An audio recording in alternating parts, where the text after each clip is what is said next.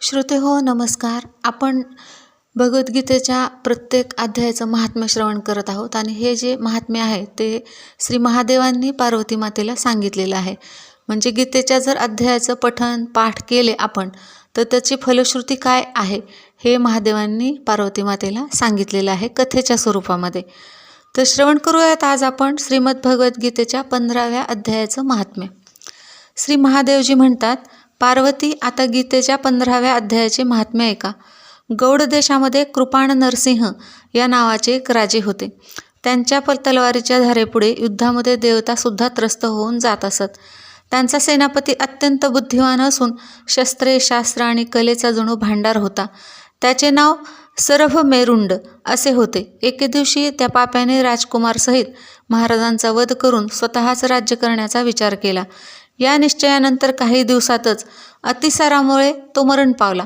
थोड्या दिवसांनी तो पापात्मा आपल्या पूर्वकर्मामुळे देशामध्ये एक तेजस्वी घोडा झाला. त्याचे पोट शरीराच्या पातळीतच सपाट होते. घोड्याच्या लक्षणांचे उत्तम ज्ञान असलेल्या कोण्या एका वैश्यपुत्राने भारी किंमत देऊन त्या घोड्याला खरेदी केले आणि यत्नपूर्वक त्याला राजधानीपर्यंत घेऊन गेला. तो घोडा त्याने राजाला देण्यासाठी आणला होता. राजा जरी त्या वैश्यपुत्राला ओळखत होता तरी द्वारपालाने जाऊन राजाला त्याच्या आगमनाची सूचना दिली. राजाने त्या वैश्यपुत्राला विचारले, आपण येथे कशाकरिता आला आहात. तेव्हा त्याने स्पष्ट शब्दात उत्तर दिले, देवा, सिंधू देशामध्ये एक उत्तम लक्षणयुक्त घोडा होता. त्याला त्रिलोकातील एक रत्न समजून पुष्कळ मोल देऊन मी विकत घेतले आहे. तेव्हा राजाने आज्ञा केली की त्या घोड्याला येथे घेऊन या. वास्तविक तो घोडा गुणाने उच्चश्रवा नामक घोड्यासारखा होता. म्हणजे समुद्र मंथनातून ज्या वेळेस घोडा निघाला त्याचं नाव होतं उच्चश्रवा, तर त्याच्यासारखा हा होता. रूपाचे तर तो आगरच होता. वैश्यपुत्र घोड्याला घेऊन आला आणि राजाने त्याला पाहिले. उत्तम घोड्याची लक्षणे जाणणाऱ्या राजांच्या अमात्याने त्याची फार प्रशंसा केली. ते ऐकून राजाला फार आनंद झाला आणि त्याने वैश्यपुत्राने मागितले इतके सुवर्ण देऊन ताबडतोब त्या घोड्याला खरेदी केले. काही दिवसानंतर एके दिवशी शिकारीला जाण्यासाठी उत्सुक होऊन ते राजे त्या अश्वावर आरूढ होऊन वनामध्ये गेले. तेथे एका हरणाच्या पाठीमागे त्यांनी आपला घोडा लावला. सर्व दिशांनी मागून येत असलेल्या राजांच्या सैनिकांची संगत सुटून ते हरणाच्या अभिलाषेने फार दूर निघून गेले. त्यावेळी ते तहानेने व्याकुळ झाले होते. तेव्हा ते घोड्यावरून उतरून पाण्याचा शोध घेऊ लागले. म्हणजे इथं जे काही आदरार्थी ते त्यांना असं उच्चारलेलं आहे ते राजाच्या संबंधामध्ये उच्चारलेलं आहे. त्यांनी घोडा एका झाडाच्या फांदीला बांधून स्वतः एका मोठ्या शिळेवर चढून गेले. थोडे अंतर चालून गेल्यानंतर त्यांना असे दिसले की म्हणजे राजाला असे दिसले की एक पानाचा तुकडा हवेने उडत येऊन त्या शिळेवर पडला. त्या तुकड्यावर गीतेच्या अध्यायाचा अर्धा श्लोक लिहिलेला होता. राजा तो श्लोक वाचू लागले. त्यांच्या तोंडून गीतेची अक्षरे ऐकताच घोडा जमिनीवर पडला आणि आपल्या अश्वशरीराचा त्याग करून ताबडतोब एका दिव्य विमानात बसून स्वर्गलोकी गेला.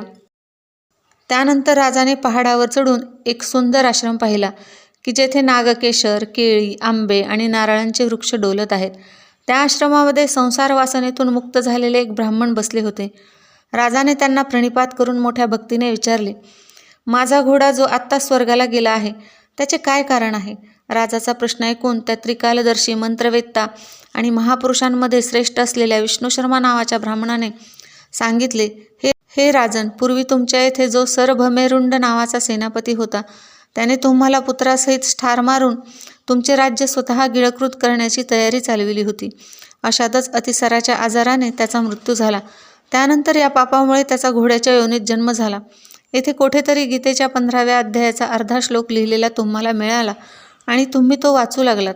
तुमच्या मुखातून तो श्लोक ऐकल्यामुळे त्या घोड्याला स्वर्गप्राप्ती झाली. त्यानंतर राजाच्या मागून येणारे सैनिक त्यांना शोधत शोधत तेथे येऊन पोहोचले.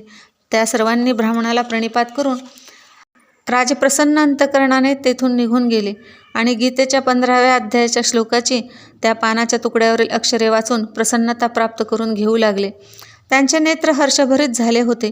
घरी येऊन त्यांनी आपल्या मंत्रवेत्या मंत्रीगणासह आपला पुत्र युवराज सिंहबलाला राज्याभिषेक केला आणि स्वतः गीतेच्या 15व्या अध्यायाचा जप करीत शुद्ध चित्त होऊन मोक्षप्राप्ती करून घेतली. श्रोते हो, कसं वाटलं तुम्हाला हे महात्म्य श्रवण करायला. आवडलं असेल तर नक्कीच लाईक, शेअर आणि सबस्क्राईब करा. धन्यवाद.